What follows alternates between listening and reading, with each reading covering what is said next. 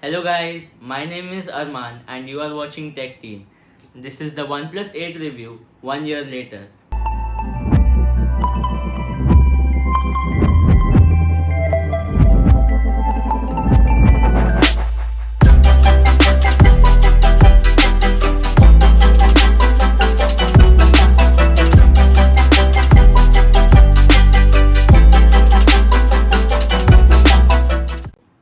I have had the OnePlus 8 for almost a year now.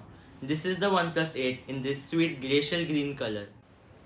First of all, let's look at the contents inside this big red box.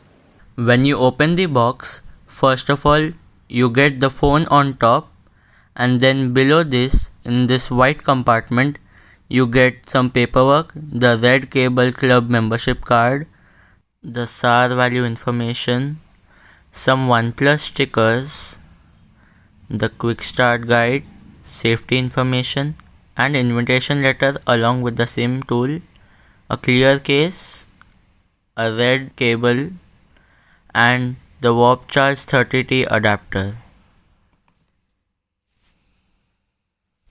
It is the phone that OnePlus would market as Flagship Killer.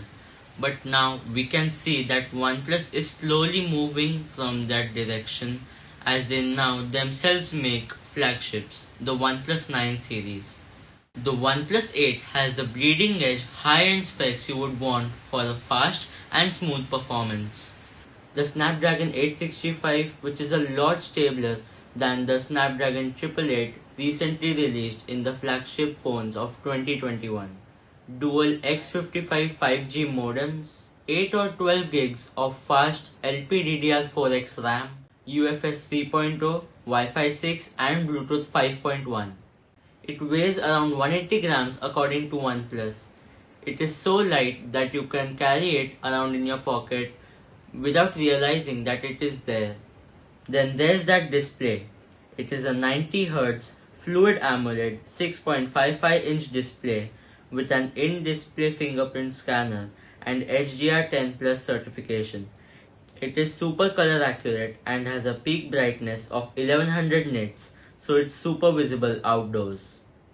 It has a 4300 mAh battery and it's been impressively good on battery life, lasting me easily through the day. Just as an experiment, I tested it by starting the day with a full battery, and by the end of the day I was left with like 15 to 20%. OnePlus had to cut down some features in this phone to remove the Pro from its name. They reduced the form factor of the phone. Don't get me wrong, this is still a pretty huge phone. It is sporting a 6.55-inch display which makes it longer than the screen on the Nintendo Switch and a lot bigger than the screen on the iPhone 11. So it is not small, but a little bit smaller than the 8 Pro, which has a 6.78-inch display. It has a 1080p screen opposed to the OnePlus 8 Pro, which had a 1440p resolution screen. 90Hz instead of 120Hz. Honestly, I cannot see the difference between 90Hz and 120Hz, but the upgrade from 60 to 90Hz is clearly visible. It does not have an IP rating. No wireless charging. It has a glass back, but it does not have the wireless charging coils to take advantage of that glass back. So it is much harder to justify. But there's still the option of Warp Charge 30T, so you get 0 to 50% of juice in just under 25 minutes, and it's a pretty good option since it comes included in the box too, unlike some other brands. The last trade-off that OnePlus had to make was in the camera department. The cameras aren't as good as the other smartphones found at this price range. There is a triple camera setup on the OnePlus 8. On paper, it's a 48 megapixel Sony main sensor, then a 16 megapixel ultra-wide and a 2 megapixel macro. Although the absence of the telephoto camera makes it a bit weird, but if there was one camera that they should have left out, that was the one. But it's funny that you can see a telephoto button in the camera app which jumps into 2x zoom, but that's just a digital crop-in from the main sensor, which honestly looks just as good, if not better, than a cheap telephoto would have. Onto the dedicated macro camera. It was a good attempt, but it is just not good enough for the price range. It does not have very good quality, and that is not only because of its 2 megapixels, but rather that it's just lacking quality.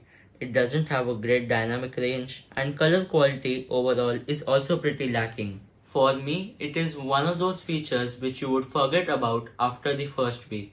Speaking about the main camera, it has a 48 megapixel number attached to it, which, according to me, takes some awesome photos when there is enough light and also takes good night photos. It feels like the classic OnePlus phone, in which it is a great overall package, but the cameras are lacking. If you are serious about cameras and you take photos or videos to post on Instagram or any other social media platform, then you should probably not be looking at this phone. OnePlus slipped it right in the middle. They were undercutting the flagships. They positioned themselves as flagship killers because they were somewhere in the middle. But now we have smartphones ranging from 10,000 to 1 lakh rupees, which consists of budget phones, mid-range phones, premium phones, and ultra premium flagship phones. And so there's more chaos, there's more activity than ever at all of these different price ranges.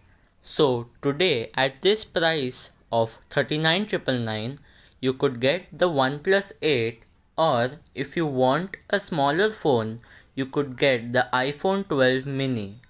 If you absolutely want 120Hz, you could get the Poco X2 or the Redmi Note 10 Pro. If you really need a gaming phone, you could get the Asus ROG 3 or even the recently released ROG 5.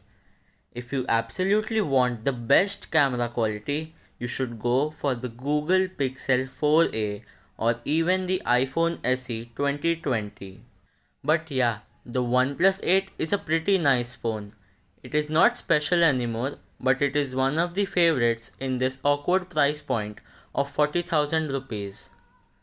But yeah, look around. There's a whole landscape of other smartphones out there.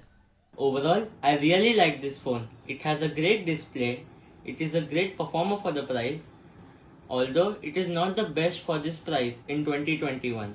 But it's got the fast charging included in the box. It has got Oxygen OS, which is the best Android overlay, and it has also got Android 11 and it frequently gets software updates too.